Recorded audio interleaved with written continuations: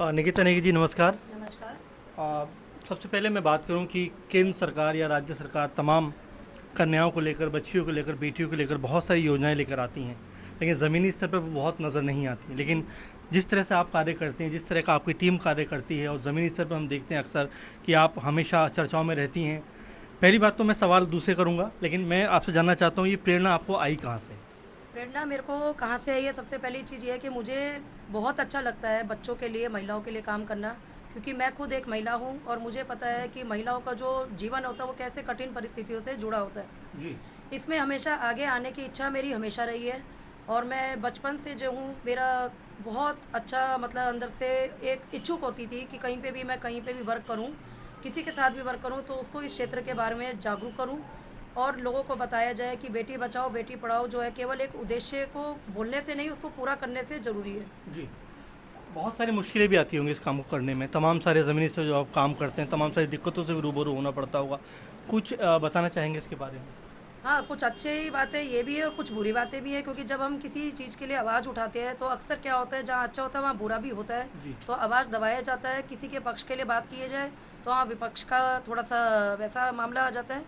कुछ कुछ ऐसे केसेस होते हैं महिला और बच्चों के, जहाँ पे हमें अक्सर यही लगता है कि बेटी बचाओ बेटी पढ़ाओ का जो मोटिव है जी। वो पूरा होना चाहिए, लेकिन वहाँ पे जो है अच्छे काम के लिए हमेशा दबाव डाला जाता है। डाला जाता है। कुंदन जी हमारे साथ हैं, डायरेक्टर हैं। कुंदन जी, आपसे मैं जानना चाहता हूँ, महाराष्ट्र से भी हमारे साथ कुछ लोग आए हुए हैं। जी जी।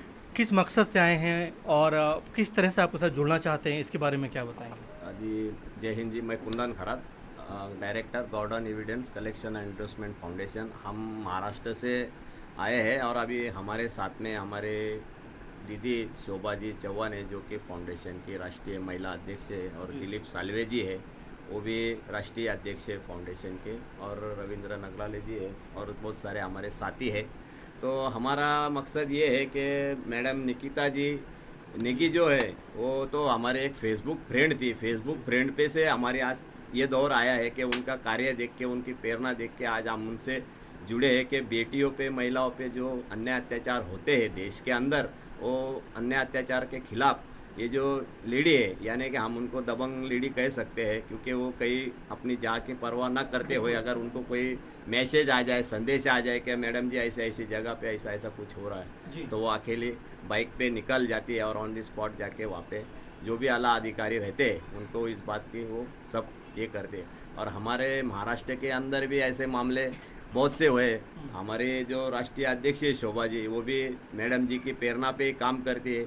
आज अगर आपको कभी मौका मिले महाराष्ट्र में आने का, तो नाम से पता चल जाएंगे कि कितने दबंग लोग हैं, और जो मैडम जी कार्य कर रही जी। है वही कार्य को हम आगे बढ़ा रहे हैं। लेकिन फ़र्क इतना है कि जैसा कि अभी दिल्ली जैसा ये राजधानी जो सिटी है, जी। इसके अंदर जो सरकार ने जो अभी जो भी सरकार है केंद्र में, हम नाम नहीं लेते, तो उन्होंने जो बेटियों पे और महिलाओं पे जो प्रोग्राम दिए हुए हैं, जी। हालांकि वो प्रोग्राम की यानी ये होती है क्या, अमलबजावनी होती है क्या, जितनी वो योजनाएं है महिला तक के, वो पहुँचती है क्या, सिर्फ कागज़ों पे वो योजनाएं रहती है। जी। अगर हमारे महाराष्ट्र के अंदर देखा जाए तो बीड़ जिला है, बीड़ जी। जिला यानी कि गोपीनाथ मुंडे जी भाजपा के वरिष्ठ नेता है, वहाँ के अंदर मुंडिया हॉस्पिटल है। तो मुंडिया हॉस्पिटल में 10 साल में 1 लाख बालिकाएं ख़त्म कर दी गर्भ के अंदर, रिकॉर्ड है हमारे पास में। और अभी भी वो हॉस्पिटल को सील किया है। यानी कि जो सरकार जिस सरकार केंद्र में जो सरकार है और राज्य में भी वही सरकार है, उनके सांसद आमदार लोग हैं, उनके विधायक लोग हैं, उनके हॉस्पिटलों में अगर ये कांड होते होंगे तो बेटी बचाओ बेटी पढ़ाओ ये नारा क्यों लगा रही है सरकार? अभी देखा जाए तो अभी देख लीजिए आप, मुंबई जैसे बड़े बड़े सिटियों के अंदर महिलाओं पे खुलेआम अत्याचार होता है, दिल्ली में होता है, जो भी भारत की जो टॉप सिटी है वहाँ की महिलाएं सुरक्षित है क्या? जी। हमारा ये सरकार को सवाल है।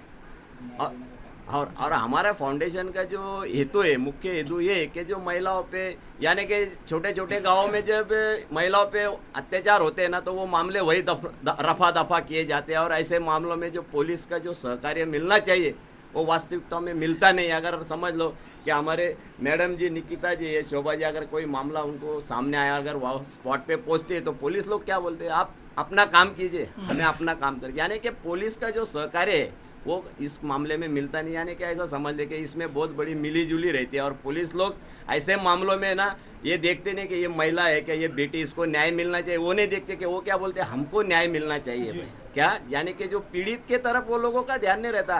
पीड़ित जो पीड़ित महिला है या बेटी है वो देखते कि भाई ये कौन है, ये गुनहगार कौन है, पैसे वाला है क्या कम पैसे वाला। ये लोग अगर वो ज़्यादा पैसे वाला होंगे तो उनके लिए बहुत अच्छा काम हो जाता है कि चलो भाई अपना मामला अच्छा हो जाएगा, अभी इनसे ज़्यादा पैसे मिलेंगे। ऐसे ये मामले थे। ऐसे मामलों के खिलाफ फाउंडेशन अच्छी तरह से काम कर रही है। महाराष्ट्र में काम कर रही है, गुजरात के अंदर काम कर रही है, आंध्रा, बिहार, जितने भी राज्यों में हमने लोग जुड़े वो अच्छी तरीके से काम कर रहे हैं। सर, जैसे हम बात कर रहे थे अभी कि महाराष्ट्र की बात कर रहे हैं कि लाखों बच्चियों को इस तरह से दुनिया में आने से पहले ही उनको ख़त्म कर दिया जाता है, उनकी ज़िंदगी छीन ली जाती है। जब ऐसे मामले सामने आते हैं तो एक सामाजिक तौर पे देखें या एक मानवता के लिहाज में देखें, कैसा महसूस होता है आपको? और क्योंकि ये मुहिम इतनी बड़ी है, ये जो अपने आप में ये जो हम जिसके लिए लड़ाई कर रहे हैं, ये कारण अपने आप में बहुत बड़ा है, तो इसको लेकर आपकी क्या सोच है? और जो लोग आपके साथ जुड़ रहे हैं वो किस सोच के साथ में आपके साथ आगे बढ़ना चाहते हैं? देखिए, जो लोग हमसे जो जुड़ रहे हैं कि जो कार्य जो है, यानी कि जो सरकार ने इतना बड़ा जो प्रोग्राम दिया हुआ है, यानी कि ये जो प्रोग्राम दिया है क्या सरकार ने खुद के लिए नहीं किया है कि भाई जो सामाजिक कार्य में रुचि रखने वाले जो कार्यकर्ता है उनके लिए सरकार ने ये प्रोग्राम दिए। लेकिन सरकार ने जब ये प्रोग्राम दिए तो सरकार ने कोई सामाजिक कार्यकर्ता का बायोडाटा लेके वो उनको काम दिया नहीं। सिर्फ उनके जो कार्यकर्ता, सांसद, खासदार, विधायक, मंत्रियों के जो आसपास मंडराने वाले जो यानी कि उनके विश्वस्त जो लोग हैं उनके लिए ये प्रोग्राम दिया कि सिर्फ आप लोग सिर्फ ऐसे साल में 1-2 ऐसे एक्टिविटी करके हमको दिखाना, बाकी कोई भी हो अन्याय अत्याचार के खिलाफ आप लड़ो मत। यानी कि समझ लीजिए कि बीजेपी का ये जो बेटी बचाओ बेटी पढ़ाओ जो प्रोग्राम है ये पैसे कमाने का एक धंधा है उनके लिए, उनके जो नेताओं के कार्यकर्ताओं का पेट भरने का एक साधन है। और जब ये ऐसी बातें हमारे सामने आते हैं, जो कि एक सामान्य कार्यकर्ता के सामने ऐसी बातें आती है तो वो मायूस होता है। आपको मैं बताना चाहता हूँ कि महाराष्ट्र के अंदर और गुजरात के अंदर ऐसे हॉस्पिटल है और वो बड़े बड़े जो यानी सिविल सर्जन जो अधिष्ठान रहते हैं, जो सिविल का यानी जो इंचार्ज रहता हो, तो ये डॉक्टर लोगों के दूसरे स्टेट के डॉक्टरों के साथ में कंसर्नमेंट रहता कि यहाँ का मरीज वो स्टेट में जाके ऑपरेशन करेगा, यानी उसको ज़्यादा। हाँ, ये लोगों का मिला हुआ था। अभी समझ लो आपके पास मैं जाऊंगा तो आप मुझे इधर बैठे, ये बहुत बड़ा रैकेट है सर। और इसके अंदर ज़्यादा करके जो पुलिस के जो अधिकारी रहते हैं ना, ये ज़्यादा इन्वॉल्व रहते हैं। और डॉक्टर लोग क्या करते हैं, अगर समझ लो कि कोई डैशिंग एनजीओ वाला है, वो डैशिंग एनजीओ वाला अगर आएंगे तो पुलिस वाला बोलेंगे आप आ जाओ भाई, फिर वो बोलेंगे भैया ऐसा यहाँ कुछ होता नहीं है। लेकिन हम लोग अगर सबूत देने के बाद भी वो लोग मामला रफा दफा करने की बात करते हैं। और जो कार्यकर्ता रहता ऑन द स्पॉट पे जब उनके मामले सामने आते तो वो कार्यकर्ताओं पे झूठे केसेस के धमकियां भी देते, यानी कि जो जुर्म करने वाला भी, जैसा कि भाई डॉक्टर है जो गलत चीज़ें बेच रहा है, मेडिकल वाला हुआ जिसमें अगर मेडिकल में अगर ये चीज़ की अलाउड नहीं है बेचने की, अगर वो मेडिकल वाला बक्से भर भर के रख रहा हो कि ये चीज़ क्यों रख रहा भाई, इसकी जांच होनी चाहिए। सबसे बड़ी बात ये है कि लेडीज़ के अंदर जो वेपन्स आते हैं जो ऑपरेशन के लिए वो खुलेआम बिक रहे। दिल्ली जैसे बड़े महानगर यानी देश की राजधानी में अगर ये कांड हो रहे हैं तो आप सोच लीजिए कि देश के छोटे छोटे गाँवों में क्या होता होगा सर। यही मेरे जी बिल्कुल निकिता जी, बहुत महत्वपूर्ण बात कुंदन जी की तरफ से निकलकर सामने आई, क्योंकि महाराष्ट्र से हैं और महाराष्ट्र की बात अपने आप में कर रहे हैं, लेकिन हम लोग दिल्ली में हैं और दिल्ली में भी हालात कमोबेश वैसे ही हैं जैसे महाराष्ट्र में कुंदन जी बता रहे हैं। और सबसे महत्वपूर्ण जो इसमें पूरी बात में निकल कर आ रही है, पुलिस की एक बड़ी भूमिका हो सकती है, लेकिन सबूतों के बावजूद भी जब इस तरह के मामले को ख़त्म कर दिया जाता है, उनको दबा दिया जाता है, तो इसको लेकर आप किस तरह से, कई बार होता है कि डिमोटिवेट भी हो जाते हैं या उस पर फाइट करने का भी मन करता है, तो इसको लेकर आपका नज़रिया क्या है?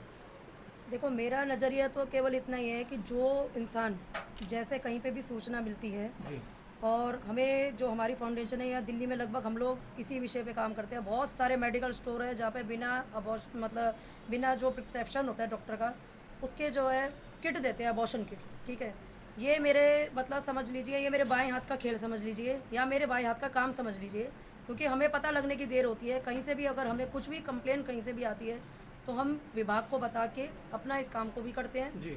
और हमने यहाँ पे दिल्ली में सील भी करा रखे हैं। वैसे तो देखा जाए तो ये अबॉर्शन किट जो बिना डॉक्टर के पर्चे के दी जा रही है वो खुलेआम दे रही है, लेकिन हमारे देश के अंदर एक अच्छी चीज़ भी है, अच्छे लोग भी हैं। जो एक स्टेट पड़ता है हरियाणा, वहाँ हरियाणा में सब कुछ बंद है, वहाँ के लोग यहाँ दिल्ली में बल्कि सील कराने के लिए आते हैं। बहुत सारे मेडिकल स्टोर होते हैं और बहुत सारे जो है मेडिकल सेंटर होते हैं जिनके पास लाइसेंस तक नहीं होता, वो भी ये व्यापार चला रहा है, जिसके पास होता है वो भी ये व्यापार चला रहा है। होता क्या है कि जब कभी इस तरीके की प्रकार की सूचना हमें मिलती है तो हम लोग जांच करने से पहले, किसी के ऊपर आरोप लगाने से पहले हम लोग पहले खुद जाके अपना देखते हैं कि वास्तव में क्या पता है ये झूठी रिपोर्ट ना हो, झूठी शिकायत ना हो, क्योंकि आजकल क्या होता है कोई किसी को बढ़ता हुआ देखता नहीं है। बिल्कुल। तो बहुत से लोग क्या करते हैं, उसका गलत उपयोग करते हैं, उसके लिए झूठी खबर भी दे देते हैं।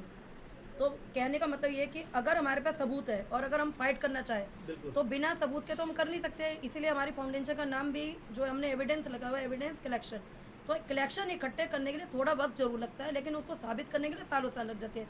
उसके अंदर हमें सबसे पहली चीज़ चाहिए होती है कि हमारे साथ मीडिया, आप जैसे अच्छे मीडिया जो लोग होते हैं वो कई बार सामने आते हैं, आवाज़ को आगे लाते हैं, सच्चाई को सामने लाते हैं। लेकिन कुछ कुछ मीडिया ऐसे होते हैं जो सच्चाई को प्रशासन के साथ बैठकर मिलकर दबा देते हैं, क्योंकि मीडिया और प्रशासन का कभी भी मेल नहीं खाता है। सबसे अच्छी बात क्या होती है कि हमें सपोर्ट करने वाले हमारे डिपार्टमेंट के लोग होते हैं जो हमें सपोर्ट करते हैं और अच्छे तरीके से करते हैं। और जहाँ तक आपने अभी पूछा लड़ाई का सवाल, उसमें होता क्या है कि अगर हमें पता भी चलता है कहीं से भी, किसी को भी कहीं का भी, तो उसके अंदर एक चीज़ ये ज़रूर होती है कि सामने वाले की कहीं ना कहीं बैकअप, मतलब जो लोग इस तरीके को खुलेआम धंधा कर रहे हैं, ठीक है, वो क्या करते हैं, पहले ही अपना मंथली बांध रखा होता है, जिसमें मंथली में क्या होता है अब आपको पता ही है आगे। वो मंथली जब तक जाता रहेगा तब तक आवाज़ उठाने वालों की, सच्चाई उठाने वालों की खतरा उससे नहीं रहेगा। खतरा उन लोगों को ये रहेगा कि कहीं कभी कोई आके रेड ना कर दे या कोई सर्वे ना कर दे। खतरा जरूर रहता है सबको, लेकिन मंथली जब जा रहा होता है तो उस समय वो बच जाते हैं। तो समाज में ऐसे तत्व है जिन्हें ख़त्म करना जरूरी है, या तो मंथली वाले को ख़त्म किया जाए या जड़ समेत ख़त्म किया जाए। हम लोगों का प्रकोप क्या रहता है कि जब हमें पता चलता है दिल्ली के अंदर या दिल्ली से बाहर भी, तो टीम होती है, टीम पहले जाके देखती है एज अ कस्टमर बन के, क्योंकि हम एकदम से तो किसी के ऊपर धावा नहीं बोल सकते ना।